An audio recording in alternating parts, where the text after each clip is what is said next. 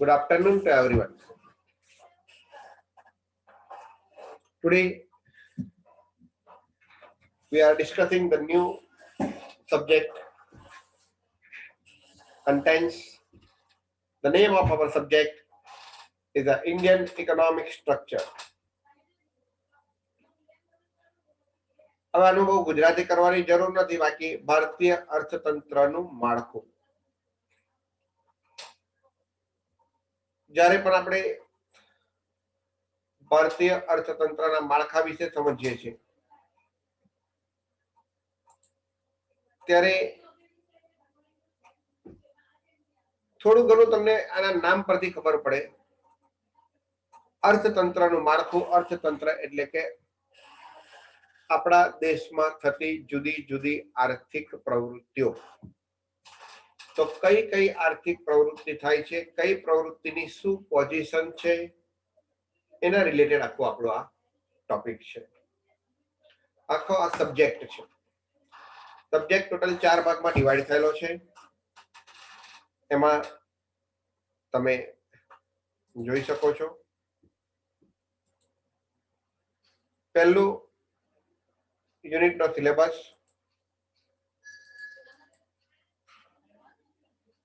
the name of first unit is the structure of an economy. આપણા અર્થતંત્રનું માળખું શું છે તે.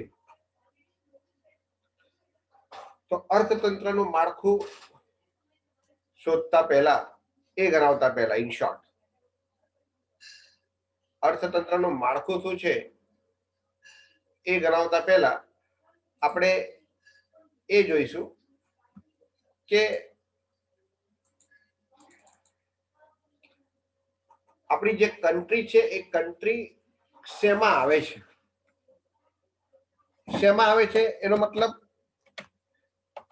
કે આપણી કન્ટ્રી છે, કન્ટ્રીની પોઝિશન શું છે.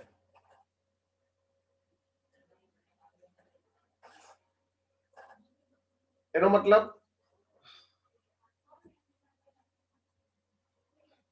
કે આપણી જે કન્ટ્રી છે એ કન્ટ્રીનું અર્થતંત્ર કેવું છે અને આપણે કયા સ્લેબમાં આવીએ છીએ. જે અલગ અલગ કન્ટ્રીની જે ઇન્ફોર્મેશન છે એ ઇન્ફોર્મેશન પ્રમાણે.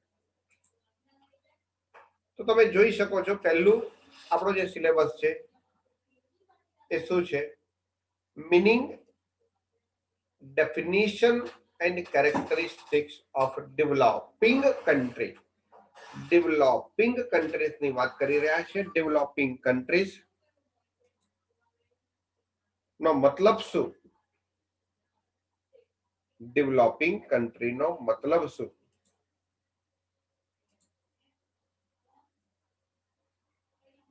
કે વિકસતા દેશો, અને આપણે શું કહીશું, વિકસતા દેશ. વિકસતા દેશ એટલે શું? વિકસતા દેશની વાત તો આપણે કરી, પણ વિકસતા દેશો એટલે શું? તો ડેવલપિંગ કન્ટ્રીઝ એટલે કે જે દેશ અંડર ડેવલપ્ડ પણ ન કહેવાય, એટલે કે પછાત પણ ન કહેવાય, અને પૂર્ણ વિકસિત એટલે કે ડેવલપ્ડ પણ ના કહેવાય, એ બે વચ્ચેની જે સિચ્યુએશન અને ડેવલપિંગ કન્ટ્રીઝ કહેવાય. એટલે ઇન શોર્ટ, અંડર ડેવલપ્ડ કન્ટ્રીઝની પછીનું એક સ્ટેપ, પછીનું સ્ટેપ યાદ રાખો, તે છતાંય ડેવલપ્ડ કન્ટ્રી વાળા સ્વીકારતા નથી. અત્યારની પોઝિશન પ્રમાણે જોઈએ તો આપણો દેશ જે છે એ લોકોએ સ્વીકારી લીધું છે કે આપણે કઈ પોઝિશન ઉપર છીએ, આપણી શું કેપેસિટી છે.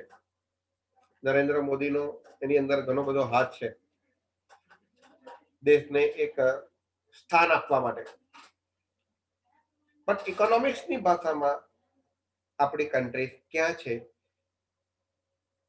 કેમ ડેવલપિંગ કન્ટ્રીઝ છે, કયા આધારે આપણે એવું કહી શકીએ કે આપણી કન્ટ્રીઝ ડેવલપિંગ કન્ટ્રીઝ છે, એટલે પૂર્ણ વિકસિત નથી, અલ્પ વિકસિત તો નથી જ, પણ ડેવલપમેન્ટ ચાલુ છે, એવું કેવી રીતના કહી શકીએ. એના અમુક કેરેક્ટરિસ્ટિક્સ છે, એના આધારે કહી શકીએ. દરેક વસ્તુની અંદર એના એક મેજર્સ હોય એ મેજર્સના આધારે તમે કહી શકો. આ તમારું ચેપ્ટર ફર્સ્ટ. હવે ચેપ્ટર સેકન્ડ. આમ ચેપ્ટર ફર્સ્ટ ને આપણે ડેવલપિંગ કન્ટ્રીઝના કેરેક્ટરિસ્ટિક્સ, અધરવાઇઝ આપણા ચેપ્ટરની અંદર તમે જોવા જાઓ તો 4 ક્વેશ્ચન્સ છે. એમાં question 1 characteristics, meaning and characteristics, meaning definition, characteristics of developing country. Second question છે structure of an Indian economy. તો આપણી જે ઇકોનોમી, જે આખી અર્થતંત્ર છે, એને મુખ્ય કેટલા ભાગમાં ડિવાઈડ કરી શકાય? તો મીનિંગ એ દરેકના 3 ભાગમાં ડિવાઈડ કરી શકાય. પ્રાઇમરી સેક્ટર, સેકન્ડરી સેક્ટર અને ટર્ટિયરી સેક્ટર. આ બધું તમે 12th માં ભણી ગયા છો. પ્રાઇમરી સેક્ટર્સ એટલે ખેતી આધારિત હોય, એગ્રીકલ્ચર સેક્ટર્સ કહેવાય. સેકન્ડરી એટલે ઉદ્યોગ કહેવાય અને ટર્ટિયર એટલે સેવાકીય ક્ષેત્ર કહેવાય.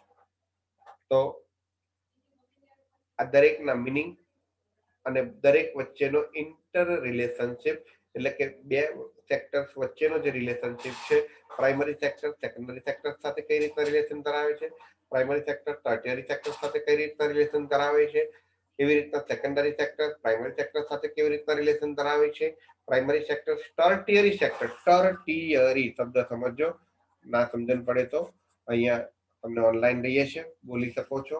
સેક્ટોરિયલ એ રિલેશનશિપમાં પહેલું છે પ્રાઇમરી, બીજું છે સેકન્ડરી અને ત્રીજું છે ટર્ટિયરી. શબ્દ સમજો, ટર્ટિયરી. ટર્ટિયરી એટલે કે સેવાકીય ક્ષેત્ર.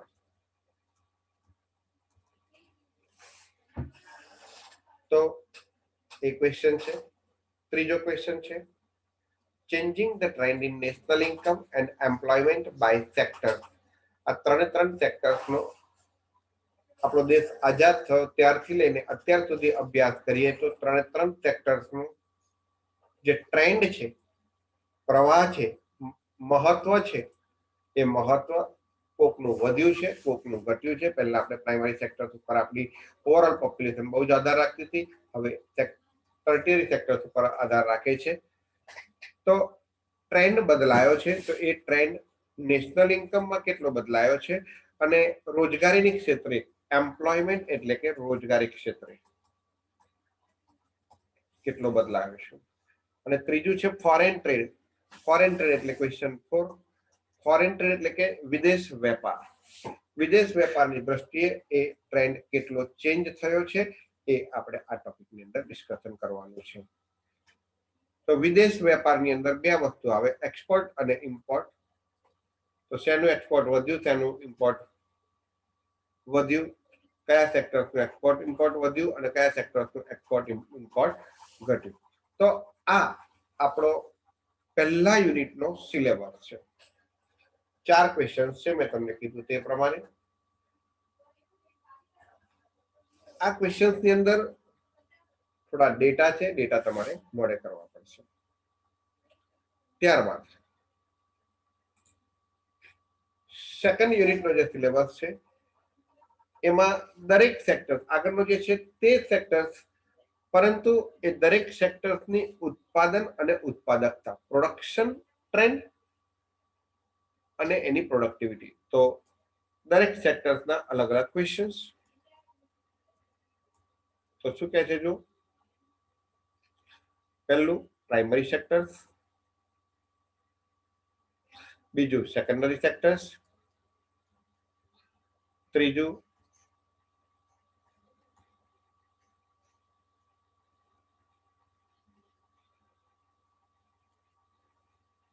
ટર્ટિયરી સેક્ટર્સ. તો પ્રાઇમરી સેક્ટર્સ, સેકન્ડરી સેક્ટર્સ અને ત્રીજું આવશે ટર્ટિયરી સેક્ટર્સ. તો પ્રાઇમરી સેક્ટર્સ એના ફીચર્સ જે આપણે આગળના ટોપિકમાં ભણી જઈશું, એ જ ઇમ્પોર્ટન્સ, કમ્પોનન્ટ. એટલે આ જે ક્વેશ્ચન છે એ આગળના ટોપિકનો છે. મેઇન આ ટોપિકનો નવો ક્વેશ્ચન કયો છે તો કે પ્રાઇમરી સેક્ટર્સનો પ્રોડક્શનમાં ટ્રેન્ડ કેવો છે. પહેલા ઉત્પાદન કેટલું થતું હતું, ઉત્પાદકતા કેટલી હતી, હવે ઉત્પાદન કેટલું થાય છે અને ઉત્પાદકતા કેટલી છે, અને એ પણ બધા જ ક્રોપ્સ નહીં પણ મેજર ક્રોપ, જે મેજર પાક છે તે ઘઉં, ચોખા ને એ બધા. તો કોન્સન્ટ્રેશન કરજો દરેક જણ. Primary sectors, secondary sectors, tertiary sectors, આ દરેકના ફીચર્સ, ઇમ્પોર્ટન્સ, કમ્પોનન્ટ્સ દરેકના તમે જુઓ તો ફીચર્સ, કમ્પોનન્ટ્સ, ઇમ્પોર્ટન્સ આવશે આની અંદર.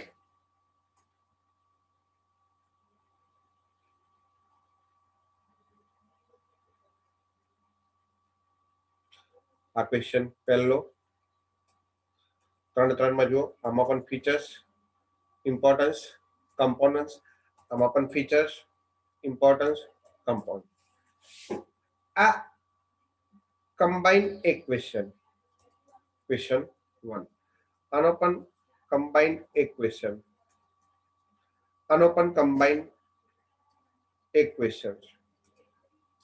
ત્યારબાદ પ્રોડક્શન એન્ડ પ્રોડક્ટિવિટી, અહીંયા પણ productivity trend of major industries, અહીંયા પ્રોડક્ટિવિટી ટ્રેન્ડ્સ નહીં આવે પણ performance and problem of industrial development. એટલે આ ચોથો ક્વેશ્ચન, આ પાંચમો ક્વેશ્ચન અને આ જે આવશે એ છઠ્ઠો ક્વેશ્ચન. તો આ જે 3 ક્વેશ્ચન છે ને એ જ આપણા માટે નવા છે. બાકીના જે પહેલો ક્વેશ્ચન છે, આ બીજો ક્વેશ્ચન છે અને આ જે ત્રીજો ક્વેશ્ચન છે એ આગળના ટોપિકના જ છે. એટલે આમાં તમને બહુ 3 ટોપિક ક્વેશ્ચન નવા તૈયાર કરવાના છે. કયા કયા? તો દરેક સેક્ટર્સનું પ્રોડક્ટિવિટી કેટલી છે. સપોઝ કે આપણું જે છે પ્રાઇમરી સેક્ટર, તો પ્રાઇમરી સેક્ટર કયા કયા ક્વેશ્ચન નવા છે તો production trend and productivity trend, એક આ ક્વેશ્ચન નવો છે. બીજો આમાં productivity trends of major industries, question second. અને performance problems and performance of industrial development, એ ટર્ટિયરી સેક્ટરનું ક્વેશ્ચન થર્ડ. આ 3 ક્વેશ્ચન આમાં નવા છે. આ રીતના આપણું પહેલું અને બીજું યુનિટ છે એ પહેલું અને બીજું યુનિટ અહીં આગળ પૂરું થાય. આગળ વાત કરીએ તો ત્રીજું યુનિટ છે ચેલેન્જીસ ટુ ડેવલપમેન્ટ. આપણા દેશનો વિકાસ તો બહુ જ થયો છે પણ તે છતાંય એ વિકાસ દેખાતો નથી. આપણે અંડર ડેવલપમેન્ટમાં છે અથવા તો ડેવલપિંગ કન્ટ્રીઝમાં છે. તો એની સામેના કયા કયા એવા ચેલેન્જીસ છે, અથવા તો આપણા દેશને મહાસત્તા બનવું છે પરંતુ એની એવા કયા અવરોધોનો સામનો કરવો પડે છે. તો એક છે પોપ્યુલેશન. કયો પોઈન્ટ છે? પોપ્યુલેશન. સમજો. હવે એ પોપ્યુલેશનની વાત કરીએ તો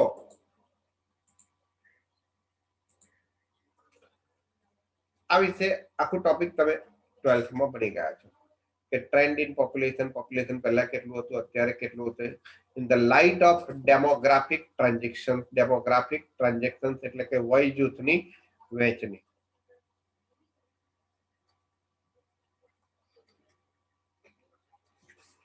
પછી application of theory of demographic transactions, એક નવો ક્વેશ્ચન છે તમારા માટે.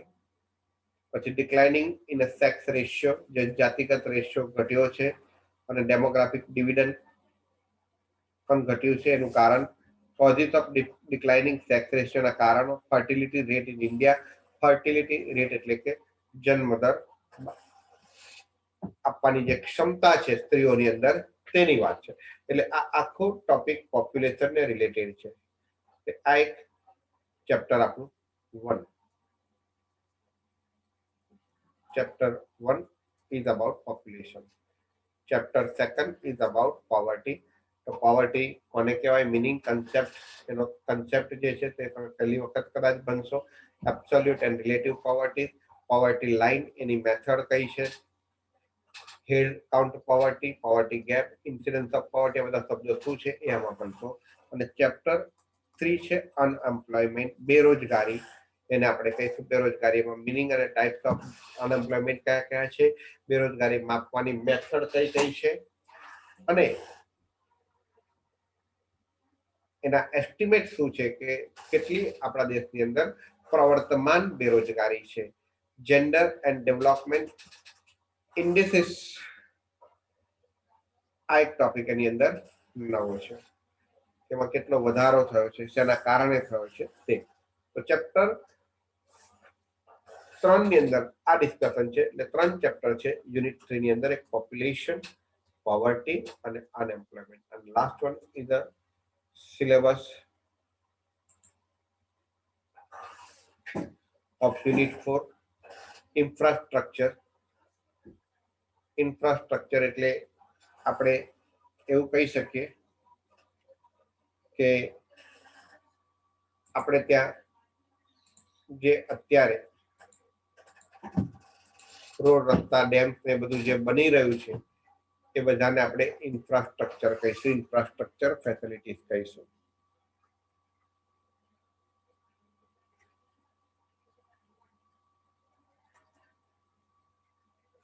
તો ઇન્ફ્રાસ્ટ્રક્ચર એ જ તમારા દેશનો આર્થિક વિકાસ છે. તમને ખ્યાલ હોય તો નરેન્દ્ર મોદીએ આપણી નવી સંસદ સભાની રચના કરી. હવે એકચ્યુઅલી એને 100 વર્ષ ઉપર થઈ ગયા હતા. સભ્યો વધ્યા છે, નવી ટેકનોલોજી વધી છે, તો એ પ્રમાણે હવે તમારે એની અંદર લાવવું પડે. તો 2000 થી 3000 કરોડનો ટોટલ ખર્ચો છે. અને એવું કહેવાય છે કે ટાટાને સોંપ્યું છે એ વિધિન 2 અવર્સ 2024 જયારે પહેલું ઇલેક્શન આવશે એ પહેલા રતન ટાટા નું જે ગ્રુપ છે એ ગ્રુપ એને કન્સ્ટ્રક્શન કરીને આપી દેશે. તો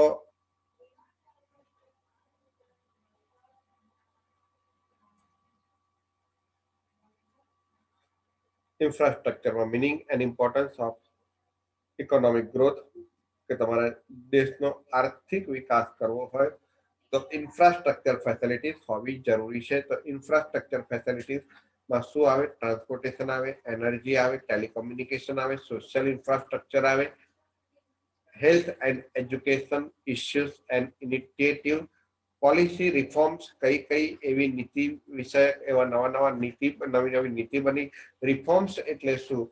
નવેસરથી રચના કરી પોલિસીની, કઈ નવી પોલિસીઓ સરકાર અસ્તિત્વમાં લાવ્યા.